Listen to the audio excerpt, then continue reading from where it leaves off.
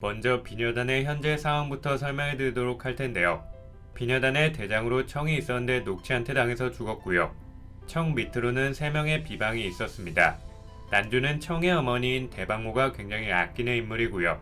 마저는 상군한테 패배한 뒤 이매가 되는 실험을 받아 굉장히 강해진 셈입니다. 예전에 난주가 마전을 부르러 찾아간 적이 있었는데요. 마전은 이매가 되는 실험을 받는 걸 원하지 않았는지 비녀단에 살짝 적대적인 태도를 보여줬고요.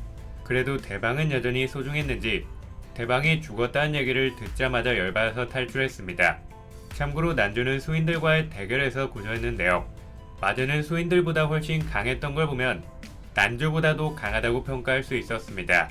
또 다른 비방으로는 천남성이 있는데요. 예전에 빠르한테 날개가 찢겨 심각한 부상을 당했고요. 이후에는 하필이면 추위를 만나서 압도적인 전력 차이를 보여주며 죽었습니다. 그리고 천남성의 가족으로 오보와 오두가 있었는데요. 얘네는 빠르한테도 당할 정도로 형편없는 애들이었고요. 오두는 흠원한테 쏘여서 죽었고 오보는 빠르가 추위를 죽이기 위한 미끼로 사용하면서 희생당했습니다. 그리고 얘네보다 강했던 짐주로 초화와 화구가 있는데요. 화구는 추위를 만나 결국 죽었고요. 초화가 화구의 복수를 하기 위해 수많은 흠원들을 유인했지만 추위한테는 역부족인 모습을 보여줬습니다. 운이 좋았던 초화는 녹치한테 우연히 구해져서 겨우 목숨을 건질 수 있었고요. 서서히 회복하고 있다는 떡밥이 나오면서 향후 다시 비녀단에 합류하지 않을까 추측해봅니다. 이런 모습들을 통해 비녀단의 현재 상황은 굉장히 암담하다고 볼 수 있는데요. 그나마 대방의 어머니인 대방모가 유일한 희망이라고 볼 수 있습니다. 대방모는 새들을 조종할 수 있는 정신 지배 능력을 가지고 있고요. 할주들도 대방을 지키기 못했다는 죄책감이 들었는지 공격에 저항하지 않는 모습을 보여줬습니다. 그리고 새들한테는 비행이 금지되어 있었기 때문에 대방모는 날아서 대방을 찾아가서 안되는 처지였는데요. 대방모가 흠원들을 뚫고 이동할 수 있었다는 건 스피드가 굉장히 빠른 편이라고 평가할 수 있었습니다. 참고로 이때 대방모는 용과 비교됐었죠. 그런데 대방모도 흠원들한테 살짝 부상을 당했다는 게 나오면서 흠원들을 압도할 정도로 강하진 않다고 볼 수 있었고요.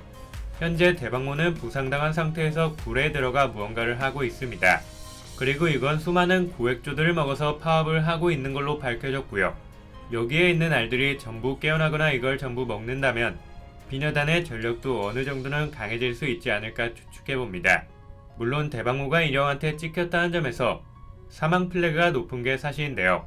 애초에 대방모가 얼마나 강해질 수 있을지 의문이 들기도 합니다. 그 이유는 대방이 녹치 같은 애한테 몇 대 맞고 죽었기 때문인데요. 대방모가 대방보다 더 강해졌다고 하더라도 새라는 종족 특성상 호랑이나 일영 같은 상위 종족들을 이길 수 있을 것 같진 않습니다. 그래서 일영이 아플 때 습격하는 게 마지막 기회가 될 수 있을 것 같은데요. 이것도 일영의 실을 뚫어야 가능하기 때문에 사실상 비녀단이 일영의 세력을 이길 가능성은 거의 없어 보입니다. 그럼 난두나 마전, 초화 정도로는 비녀단을 이끌어가는 게 불가능하기 때문에 비녀단의 최후는 머지않았다고 볼 수 있겠습니다.